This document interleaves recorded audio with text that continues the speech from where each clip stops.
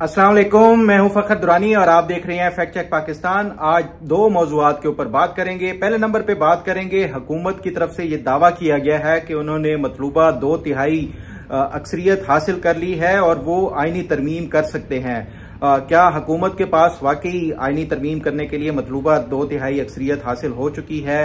इस पे तफसीलन बात करेंगे। साथ ही मैंने इस हवाले से JUI फे के सेनेटर कामरान मुर्तजा से बात की कि क्या मौलाना फजलुर रहमान की जमात हुकूमत को या हुकूमती इत्तेहाद को ये आईनी तरमीम के लिए अपना वोट देगी या नहीं देगी। इस पे बात करेंगे कि वो क्या कहते हैं। और मैंने इसके साथ साथ मुस्लिम लीग नून के सेनेटर इरफान सिद्दीकी से बात की कि हुकूमत का मंसूबा क्या है दरअसल, और किस तरह मतलूबा 2/3 जो मेजॉरिटी है वो पूरी कर ली है या इस हवाले से कोई उनका मंसूबा बंदी है। इस पे तफसीलन बात करेंगे। और दूसरे नंबर पे बात करेंगे, काजी फायज ईसा चीफ जस्टिस ने इनकार कर दिया है एक्सटेंशन लेने से, और उन्होंने बाकायदा तौर के ऊपर आज वाज़े अल्फाज में सहाफियों को जो बताया, इस पे भी तफसीलन बात करेंगे कि जो उनके खिलाफ पिछले कई महीनों से प्रोपेगेंडा कर रहे थे जो सहाफी चंद एक, वो उनको क्या माफी मांगनी चाहिए या नहीं मांगनी चाहिए, इस पे तफसीलन बात करेंगे। सबसे पहले बात कर लेते हैं हुकूमत के हवाले से। ये हुकूमत की तरफ से दावा किया गया है कि उनके पास मतलूबा 2/3 मेजॉरिटी पूरी हो चुकी है और वो कोई भी आईनी तरमीम लाने के लिए एक कंफर्टेबल मेजॉरिटी हासिल कर चुके हैं। इस हवाले से जो हुकूमती इत्तेहाद है उसमें 213 के करीब इनकी टोटल सीट्स बन रही हैं, जबकि 7 नशिस्तें ये दावा किया जा रहा है कि मौलाना फजलुर रहमान भी तकरीबन मान चुके हैं। इस हवाले से वो आईनी तरमीम में उनकी जमात हुकूमती इत्तेहाद को अक्सरियत हासिल करने के लिए ये वोट देगी। तो बाकी कोई 4 वोट रहते हैं जो क्योंकि 336 की टोटल तादाद है कौमी असम्बली की, उसमें 224 2/3 बनती है। 213 हुकूमती इत्तेहाद के और उसके साथ साथ मौलाना फजलुर रहमान के, और 4 ये दावा किया जा रहा है कि आज़ाद अरकान, वो आज़ाद अरकान जो कि PTI या सुन्नी इत्तेहाद काउंसिल के नहीं बल्कि जेन्युइन आज़ाद अरकान थे, उनके वोटों के साथ मिला के हुकूमत के पास 224 की तादाद पूरी हो जाती है। और उसके साथ साथ जो सेनेट के लिए ये भी दावा किया गया है कि हुकूमत के पास जो सेनेट के लिए भी 2/3 मतलूबा जो एक मेजॉरिटी चाहिए, वो भी अब हुकूमत ने पूरी कर ली है। और इस हवाले से बहुत जल्द आईनी तरमीम, जो मेरी इतला है और मेरे जो जराए हैं वो ये कहते हैं कि 2 दिन, कल का दिन, मंगल का दिन और बुध का दिन, हुकूमत ने इसको बड़ा अहम करार दिया है। खासतौर के ऊपर अगर ये इन 2 दिनों के अंदर कोई तरमीम नहीं आती तो फिर ये समझा जाएगा कि हुकूमत कोई आईनी तरमीम नहीं ला रही। लेकिन जो कल और परसों का दिन है उसमें वाज़े तौर के ऊपर ये कहा गया, मेरे जो जराए हैं हुकूमती, वो ये कहते हैं कि कल और परसों के दिन अहम बड़ी लेजिस्लेशन होने जा रही है और ये कल आपको वाज़े तौर के ऊपर नजर आ जाएगा।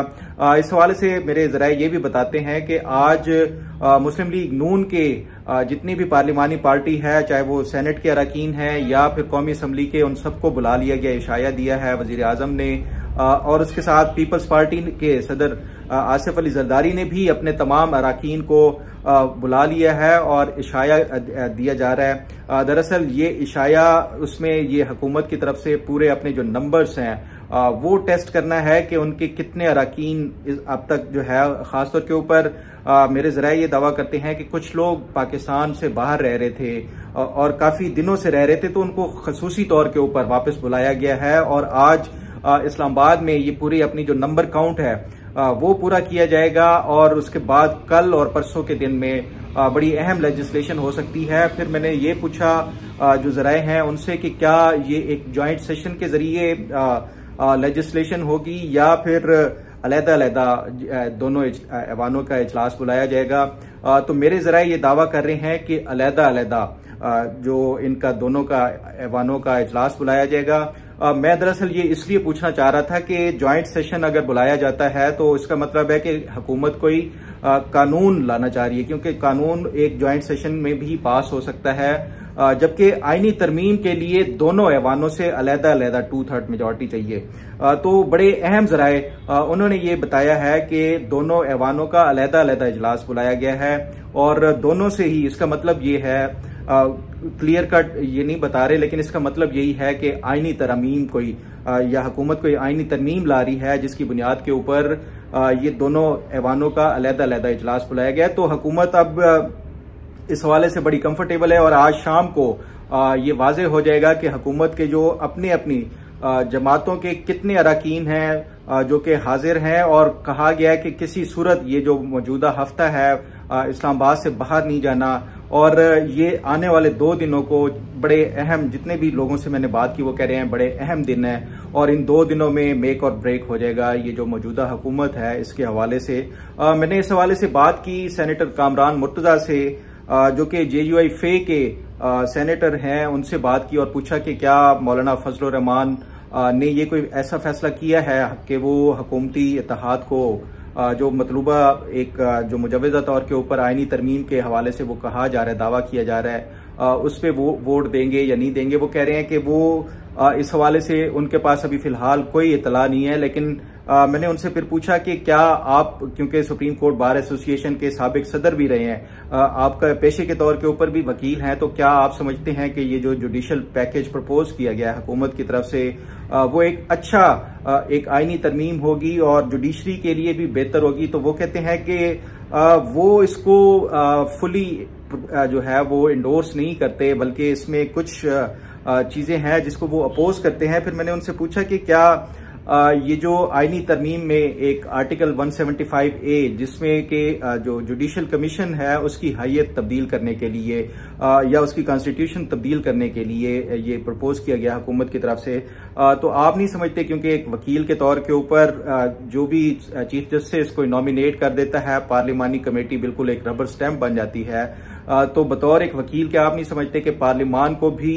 कुछ न कुछ अख्तियारात दिए जाएं, खासतौर के ऊपर जजेस की अपॉइंटमेंट के हवाले से? तो वो कहते हैं कि देखें, कोई इसमें अच्छी चीजें भी हो सकती हैं, लेकिन अगर उसमें कोई एक चीज बुरी डाल दी हुकूमत ने तो उसके मैं जो है वो फेवर में नहीं हूं। फिर मैंने उनसे पूछा कि क्या आप समझते हैं कि जो जजेस का टेन्योर है, रिटायरमेंट की जो एज है वो बढ़ा के 65 से 68 ईयर कर दी जाए? तो वो कहते हैं वो किसी सूरत भी ये एक अच्छा कोई फैसला नहीं होगा हुकूमत की तरफ से। तो वो बतौर एक वकील के और एक इंडिविजुअल के वो इसको अपोज करते हैं, ताहम वो कहते हैं कि पार्टी की क्या एक इस पे फैसला है वो अभी उनको इस हवाले से कोई आगाही नहीं है। वो इस पे कंसल्ट करके ही जो अमीर हैं इनके जमीयत उलमा इस्लाम के तभी कुछ वो कह सकते हैं। लेकिन उस पे फिर मैंने उनसे पूछा कि क्या कोई अगर अच्छी तरमीम लाई जाती हैं आइन में तो आप समझते हैं कि JUI फे इसको सपोर्ट कर सकती है हुकूमती इत्तेहाद की तरफ से अगर वो किया जाए? तो वो कहते हैं कि JUI फे का ये फैसला है कि इंडिविजुअल या केस टू केस बेस के ऊपर देखा जाएगा कि कोई अगर आईनी तरमीम जो कि मुल्क और कौम के मफाद में होगी तो वो उसकी बिल्कुल सपोर्ट करनी चाहिए और JUI फे करेगी। मैंने कहा मसलन कैसी इस तरह की कोई तरमीम? तो वो उन्होंने कहा कि फर्ज किया कि अगर वो सूद के हवाले से कि सूद का खात्मा किया जाए तो उस पे ये JUI फे उसको सपोर्ट कर सकती है। तो इस तरह का बाकी उन्होंने कहा कि ये फैसला अभी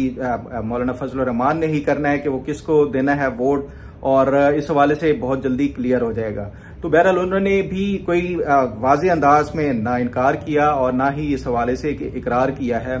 फिर मैंने मुस्लिम लीग नून के जो सेनेटर हैं उनसे बात की, सेनेटर इरफान सिद्दीकी से। तो वो उनसे मैंने पूछा कि क्या हुकूमत के पास कोई मतलूबा जो नंबर्स का ये दावा किया जा रहा है आप समझते हैं कि वो उनके पास पूरा है? तो उन्होंने कहा कि वो इस हवाले से कुछ नहीं कह सकते और ना ही इस हवाले से उनके पास कोई ज्यादा इंफॉर्मेशन है। फिर मैंने उनसे आईनी तरमीम के हवाले से भी पूछा तो उन्होंने कहा कि ये ज्यादा बेहतर होगा कि अगर उनके पास इस हफ्ते का कोई एजेंडा आ जाता तो वो फिर बेहतर तौर के ऊपर कमेंट कर सकते थे। ताहम उन्होंने ये कंफर्म किया कि आज वजीर आजम साहब ने मुस्लिम लीग नून की तमाम पार्लिमानी जमात का इजलास बुलाया है और उसमें वाज़ेह हो जाएगा कि हुकूमत की तरफ से क्या कोई आगे का पॉलिसी है या मंसूबा है। बहरहाल इस हवाले से मैंने अपने जितने भी जराये से बात की वो ये कंफर्म कर रहे हैं कि कल और परसों में बड़ी कोई अहम लेजिस्लेशन होने जा रही है, चाहे वो आईनी तरमीम की सूरत में हो या कानून की सूरत में हो। ये 2 दिनों के अंदर अंदर कोई आपको वाज़े तौर के ऊपर नजर आ जाएगा, क्योंकि इस हवाले से बाकायदा पूरी मनसूबाबंदी कर ली गई है और जो जिस तरह सीगे राज में रखा गया है इस सारे उस मामले को तो उससे बज़ाहिर यही लगता है कि बड़ी एक कोई अहम कोई इस तरह की आईनी तरमीम या कानून साजी होगी। लेकिन आज जो एक बड़ी डेवलपमेंट हुई उसके ऊपर बात कर लेते हैं, और वो है जस्टिस काजी फायज ईसा की एक्सटेंशन लेने से इनकार के हवाले से। आज जो उन्होंने जुडिशल जो ईयर होता है, जो एक अदलिया का एक साल खत्म होता है ये गर्मियों की छुट्टियों के बाद और नया साल शुरू होता है, आज उसका पहला दिन था। तो जस्टिस काजी फायज ईसा ने जो एक फुल कोर्ट से खिताब भी किया और उसके बाद फिर कुछ सहाफियों के साथ जो बात की और सहाफियों ने उनसे सवाल पूछा कि क्या ये जो आपके हवाले से एक तासुर दिया जाता है एक्सटेंशन के हवाले से, और उसके साथ साथ ये भी कि राना सनाउल्लाह ने भी कहा था कि चीफ जस्टिस के, सिर्फ चीफ जस्टिस के नहीं तमाम जजेस की जो रिटायरमेंट की एज है वो बढ़ा के 65 से 68 ईयर कर दिया जाएगा। तो उस पर उन्होंने वाज़ेह तौर के ऊपर ये बताया कि वो उन्होंने पहले दिन ही जो लॉ मिनिस्टर थे आजम नजीर तारड़, उनको बता दिया था कि वो बाकी जजेस की करना चाहते हैं वो करें, मैं बतौर चीफ जस्टिस कोई एक्सटेंशन नहीं लूंगा। तो आज ये हमारे कुछ सहाफी दोस्तों की तरफ से बारहा ये मुतालबा किया जाता था कि अगर चीफ जस्टिस को एक्सटेंशन नहीं चाहिए तो फिर वो खुद इसका वाज़ेह तौर के ऊपर ये ऐलान क्यों नहीं कर देते कि वो एक्सटेंशन नहीं लेना चाहते। तो आज ये एक जो सहाफी दोस्त है उनका देरीना मुतालबा भी पूरा हो गया है। हालांकि मैं इस हवाले से डे 1 से इस पे जो है वो मेरा अगर सोशल मीडिया के ऊपर मैं इस पे बारहा अपने ये जो सहाफी दोस्त हैं उनसे भी ये कहता रहा कि जो मेरी इतलात हैं जस्टिस काजी फायज ईसा किसी सूरत भी एक्सटेंशन नहीं लेंगे, चाहे हुकूमत उनको ऑफर भी कर दे। फिर ये हुकूमत की तरफ से भी एक वो दिया गया था, अंदिया दिया गया था कि अगर तमाम जुडिशरी की अक्रॉस द बोर्ड ये एक्सटेंशन दी जाएगी 65 से 68 ईयर की जाएगी तो हो सकता है काजी फायज ईसा भी इस पे मान जाए। लेकिन आज ये क्लैरिफाई कर दिया काजी फायज ईसा ने कि वो नहीं लेंगे किसी सूरत भी। और फिर उसके साथ साथ उन्होंने कुछ मजीद बातें की कुछ सहाफियों के हवाले से कि जिस तरह प्रोपेगेंडा किया गया, जिस तरह बिल्कुल जानते बूझते हुए झूठी बातें की गई और झूठ फैलाया गया, तो उससे बड़ा अफसोस होता है। मैं समझता हूं कि जो एक रिस्पेक्टेबल और ऑनरेबल जो चीफ जस्टिस मैंने देखे हैं अपनी सहाफियाना जिंदगी में, 18 साल हो गए मुझे इस पेशे में, उसमें मैंने बड़ा एक जो ऑनरेबल और रिस्पेक्टेबल किस्म के जो थे उसमें जस्टिस नासिरुल मुल्क वो इस हवाले से बड़े ही शाइस्ता मिजाज के और ऑनरेबल एक चीफ जस्टिस गुजरे।